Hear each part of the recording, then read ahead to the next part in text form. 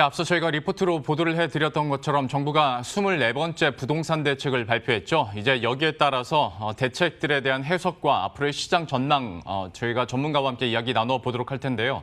그 전에 김현미 국토부 장관의 주거 안정 지원 방안 발표 영상부터 함께 확인하고 다시 돌아오겠습니다. 국토교통부 장관 김현미입니다. 그간 정부는 투기 수요를 차단하고 임차인의 주거권을 두텁게 보장하여 실수요자 중심의 주택시장 안정을 실현하기 위해 일관된 노력을 기울여 왔습니다.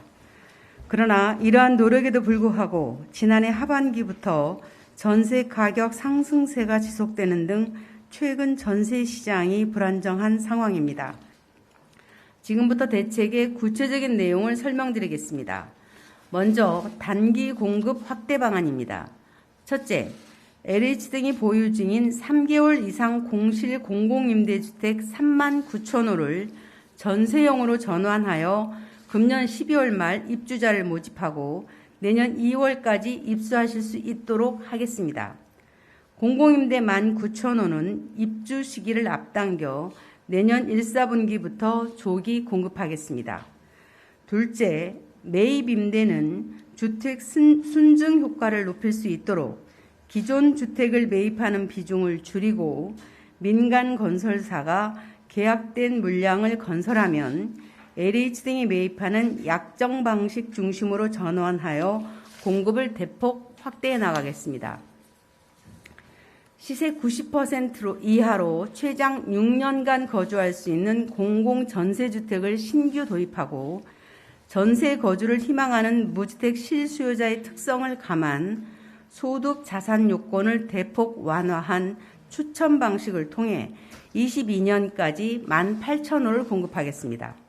아울러 민간 건설사가 임대주택 신규 건설에 적극 참여할 수 있도록 세제 혜택, 저리의 건설 자금을 지원하고 특히 임대주택 공급 실적이 많은 업체에게는 공공택지를 우선 공급하겠습니다. 셋째, 공실 상가, 오피스, 숙박시설 등을 주거공간으로 리모델링하는 사업도 확대해 나가겠습니다. 이를 위해 주차장 증설 등 주택건설 관련 규제를 완화하고 저리의 리모델링 자금을 제공하는 등 다각도의 지원을 아끼지 않겠습니다. 넷째, 국민적 관심이 큰 수도권 공공분양 사전청약 물량을 6만 2천호로 늘려 시장 안정 기조를 확산해 나가겠습니다. 다음은 중장기 공급 기반 확대입니다. LH가 사업 승인을 받은 미착공 물량 중 12,000호는 보상 일정 및 조성공사 일정을 앞당겨 순차적으로 착공하겠습니다.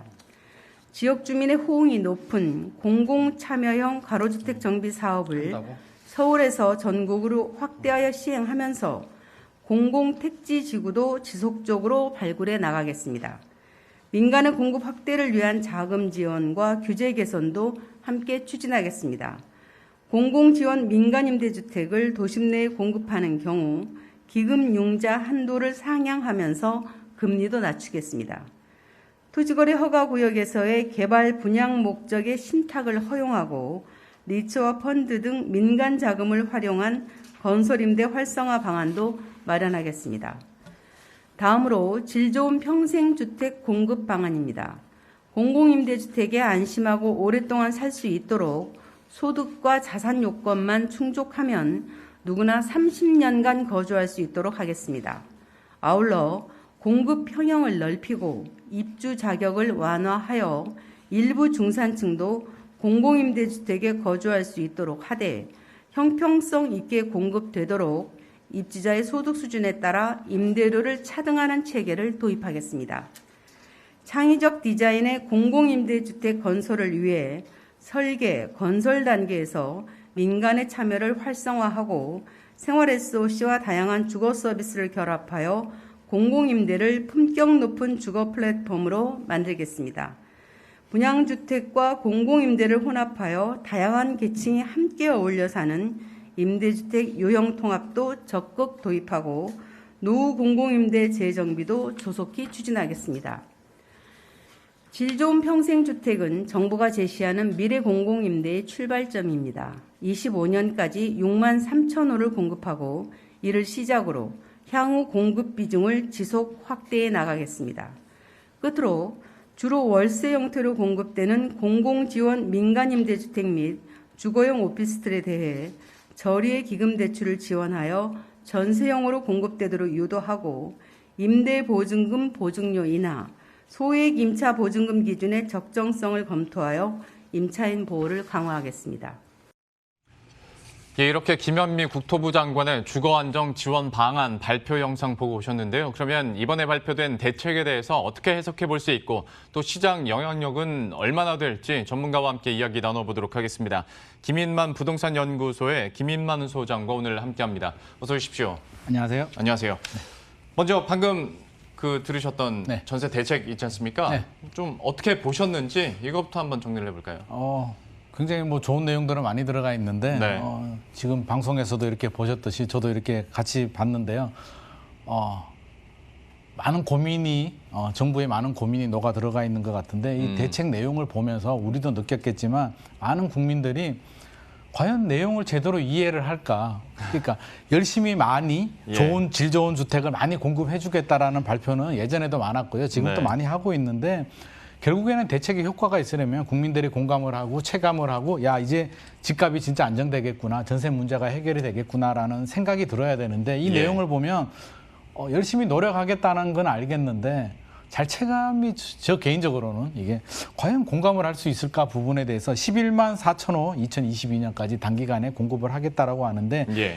전제 조건이 단기간이거든요. 단기간에는 양질의 주택이 공급이 될 수 없는 구조고요. 결국에는 매입 임대라든지 이런 여러 가지 다가구 우리가 소위 말하는 원룸 같은 주택들을 많이 공급을 하겠다.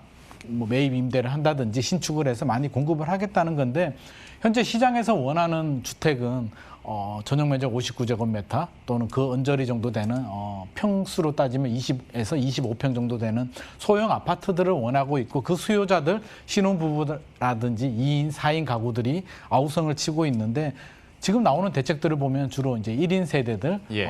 청년이라든지 사회 초년생들을 위한 주택들이 단기간 공급이 된다는 대책들이 나오고 있거든요. 중장기적으로는 이제 사전 청약이라든지 이런 공급 대책들이 나오는데 지금 당장 전세 난의 불을 끄기에는 좀 다소 좀 공허한 메아리가 아닌가 하는 생각이 들어요. 그래서 이게 일관성 있게 잘 추진이 된다면 몇 년 후에 효과가 나올 수는 있겠지만 지금 당장에 전세난에 불을 끄기에는 다소 좀 공허한 메아리가 아닐까 하는 생각이 듭니다. 워낙 상황도 심각할 뿐더러 사실 한 정부 안에서 24번째 부동산 대책이다 보니까 네. 그것만으로도 이걸 다 따라가기 쉽지 않았는데 네네. 이번에도 워낙 많은 공급 대책들이 쏟아 나오다 보니까 네. 과연 시장 참여자들이 이걸 느낄 수가 있을 것인가 그리고 자각을 할 수 있을 것인가에 네. 대해서도 얘기를 해주셨고 설명하신 그 부분에서 그러니까 이번에 공공임대가 주요 포커스가 맞춰졌고 논란이 됐던 것이 얘기해 주신 것처럼 공실상가나 숙박시설을 주거 방식으로 리모델링해서 공급하겠다라는 건데 네네. 이렇게 되면 가장 먼저 이제 문제가 됐던 게 크기 부분 네. 평형 그러니까 살고 싶은 평형은 정해져 있는데 네. 사실 여기 있는 리모델링 해봤자 얼마나 커지겠냐라는 것과 네. 입지적인 부분 네. 숙박시설이 모여있는 곳도 있을 텐데 이곳을 리모델링하면 과연 자녀를 키우는 부모 입장에서는 안심이 될까라는 얘기들은 참 많이 나왔었거든요. 네. 좀 이 대책에 대해서 어떻게 보십니까? 이 대책의 타깃 자체가 이게 3인, 4인 가구의 주거용으로 호텔을 개조하겠다는 의미는 아닌 것 같고요. 그렇게 생각한다면 이게 넌센스고 맞지 않습니다. 이게 보통 호텔 같은 경우는 이제 좀 큰 평수들도 있지만 큰 네. 면적도 있지만 다수는 전용 면적이 한 6평 정도 되거든요. 네. 최근에 이제 호텔 경기가 안 좋다 보니까 생활형 숙박시설로 이렇게 이제 분양하는 경우들도 많은데 이렇게 보면 한 6평에서 7평 정도 돼요. 그래서 6평, 7평이면 원룸 크기거든요. 그래서 1인 가구에 초점이 맞춰졌다라고 보면 되고요. 예. 지금 주택수 늘리는데 방점을 찍었기 때문에 11만 4천 호를 공급을 하려면 예를 들어서 호텔에 방 2개 있는 걸 합쳐서 1개로 공급하기에는 현실적으로 공급 물량을 못 따라갈 것이고요. 예. 결국에는 기존에 있는 방을 이제 약간 리모델링해서 주거용으로 사용하기 때문에 우리가 생각하는 자녀를 키우면서 학교를 보낸다 이런 수요층을 만족시키기에는 현실적으로 좀 어렵다라고 보여지고요. 네.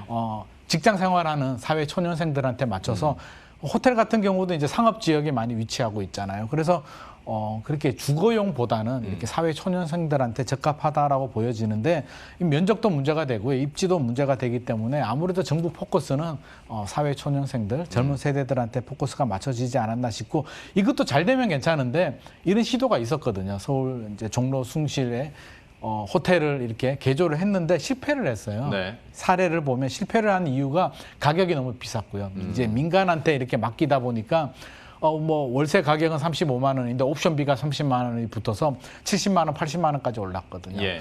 사실 호텔이 그냥 하루 이틀 자기에는 편할지 모르겠는데 그게 내가 한 달 내에 이렇게 생활하기에는 사실 좀 있죠. 답답한 것도 있고, 예. 창도 작고요, 바닥 난방도 안 들어가 있기 때문에 여러 가지 불편한 점이 많은데 원룸과 비슷한 가격 또는 더 비싼 가격으로 이렇게 거주를 해야 된다는 부분에 대해서 많은 수요자들이 외면을 했기 때문에 이번에도 1인 세대들도 이게 또 거부할 수가 있거든요. 그래서 그걸 만족하려면 좀 양질의 주택 개조를 하더라도 제대로 바닥 난방도 들어가고요, 창도 넓혀야 되고요.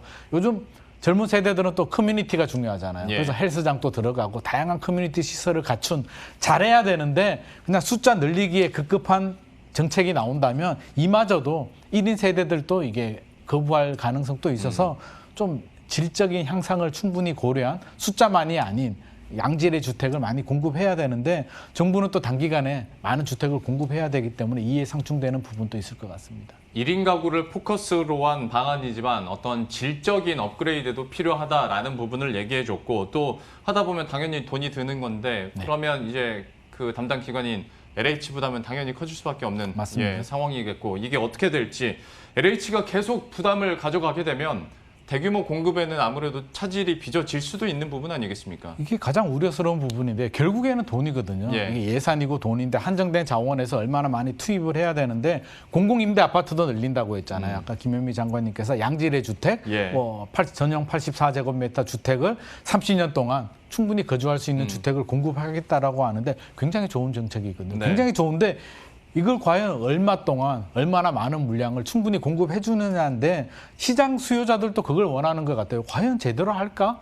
이제 이번이 24번째 정책인데 발표만 하고 제대로 안 될까에 대한 우려가 굉장히 큰데, 현실적으로 보면 이게 예산은 한정되어 있잖아요. 예. 이렇게 다 제대로 하려고 하면 엄청난 예산이 투입이 되는데 제 생각에는 과연 제대로 할까? 이 부분이 가장 걱정이 되고요. 이건 단기간에 해결될 수 없는 문제거든요. 그래서 방향성은 맞는 것 같아요. 이게 민간이 이제 여러 가지 매매 과열이라든지 투기의 우려가 생긴다면 공공이 책임을 지고 많은 양질의 주택을 공급해 주는 거는 맞는데 잘해야 되거든요. 그리고 단기간에 해결될 수 없는 문제이기 때문에 부동산을 통해서 이게 세금을 많이 걷어들이잖아요. 1년에 30조 이상 예. 세수를 걷어들이는데 지금부터라도 저는 한 걸음씩 나가면서 한 30조 정도 예산을 한 5년, 10년 동안 꾸준히 한다면 충분히 가능성이 있다라고 보거든요. 근데 단기간에 2022년, 2023년 안에 해결이 하려고 하면 저는 안 된다고 봐요. 이거는 될 수 없는 숫자고요.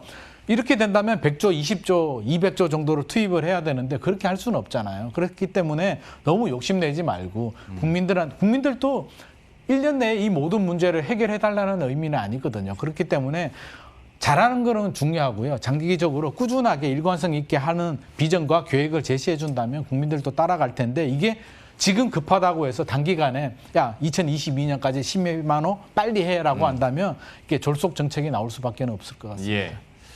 그래도 부동산 정책과 관련해서 이 시간에 그래도 소정님과 벌써 몇 번째 방송을 하고 있지 않습니까? 네네. 약간 결이 달라진 거는 저는 살짝 느끼겠습니다. 이전까지는 아무래도 규제책이 주였다 보니까 네네. 그때 당시에도 소정님께서 항상 강조하셨던 게 결국에는 공급을 많이 늘려야 된다라는 맞습니다. 부분을 계속 강조했고, 네. 이번에는 정말 대놓고 공급 대책, 대규모 공급 대책이 나오다 맞습니다. 보니까 네. 여기에 대해서는 긍정적으로 평가하지만 다만 이게 다 지켜지느냐와 그렇죠. 질적 수준을 얼마나 충족하느냐, 맞습니다. 이 부분은 지켜봐야 될 포인트다라고 얘기를 해줬고요. 네. 중장기 방안에 대해서도 얘기를 나왔는데, 그러니까 미착공 물량도 공사 일정 좀 앞당기고 맞습니다. 가로주택 정비 사업도 서울에서 전국으로 확대하겠다라는 네. 건데, 여기에 대해서는 좀 어떻게 보세요? 방향성 자체는 맞는 것 같고요. 뭐 계획이 있다면 좀 당길 필요는 있는데 졸속으로 당기면 안 되고요. 당길 수 있는 부분은 당겨야 되고, 지금 또 LH에서 매입 임대를 하고 있거든요. 문제가 뭐냐면 정부 예산을 가지고 매입 임대를 하는데 기준이 있어요. 기준에 충족하지 않으면 공실은 있거든요. 예. 지금 또 몇만 호의 물량은 있는데 LH 입장에서 기준에 충족하지 않으면 그 물량을 풀지를 않아요. 그래서 저는 그게 너무 안타까운 게 정부 예산을 가지고 우리 국민 피 같은 세금으로 매입을 해서 매입을 하면 빨리 서민들 실수요자들한테 풀어야 되는데 기준에 충족하지 않다라고 해서 안 풀고 있는 물량들이 굉장히 많거든요. 그래서 예. 이번에 그런 거를 기준을 바꿔서 풀겠다라고 하니까 방향성 자체는 굉장히 맞다라고 하고요.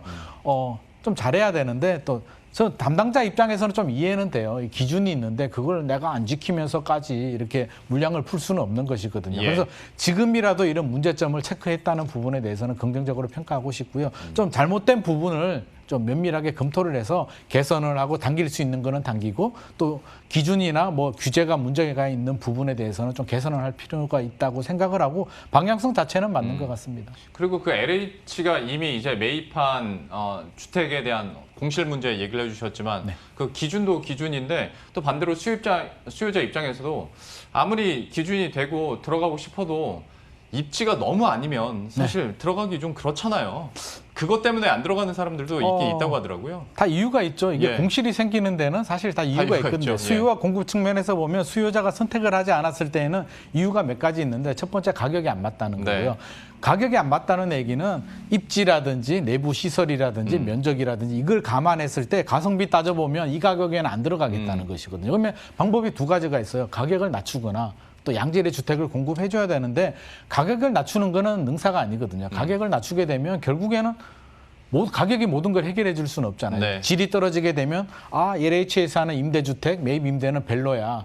안 좋은 주택이야라는 이미지가 만들어지기 때문에 그런 부분에 대해서는 가격이 능사는 아니고요. 면적도 충분히 늘려줘야 되고 여러 가지 개선들, 뭐 서비스 질이라든지 내부 시설이라든지 개선을 해야 되는데 현재로서는 많이 부족한 거는 사실이에요. 그래서 이 부분을 LH나 정부에서 어떻게 캐치를 해서 어떻게 보완을 할 것인가가 관건인 것 같은데 좀 걱정이 되는 부분은 제가 어제도 그런 전화를 받았거든요. 건축하시는 분인데 전화가 와서 정부에서 이제 많은 주택을 매입을 하겠다라고 네. 하잖아요.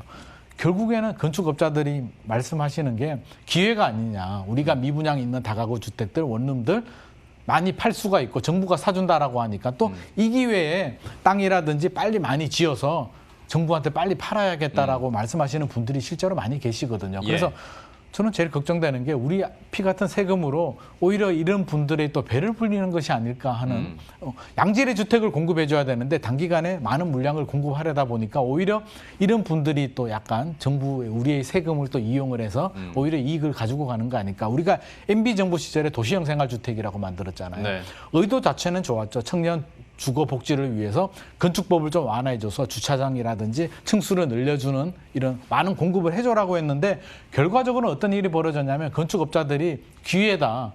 건축법을 완화해주니까 많은 주택을 지어서 많이 팔고 돈을 누가 벌었냐면 결국 건축하시는 분들이 가장 많은 돈을 가지고 왔거든요. 그래서 이번에도 또 그런 부작용이 생기지 않을까 싶어서 이런 부분 또 잘 지어야 되잖아요. 또 날림으로 이렇게 지으면 안 되기 때문에 그냥 대충 수만 늘릴 것이 아니라 감리도 제대로 해야 되고요. 매입을 한다면 건축물의 시설이라든지 안전 또 이런 부실 공사 이런 부분에 대해서도 충분한 면밀한 검토가 필요할 것 같습니다. 그러니까 제대로만 잘만 지으면 그렇죠. 윈윈할 수 있는 얘기인데 만약에 네네. 그게 안 되고 정말 개수 채우기에만 급급하다면 역시 여기에 따른 부작용도 우리가 생각은 해야 될 것 같습니다.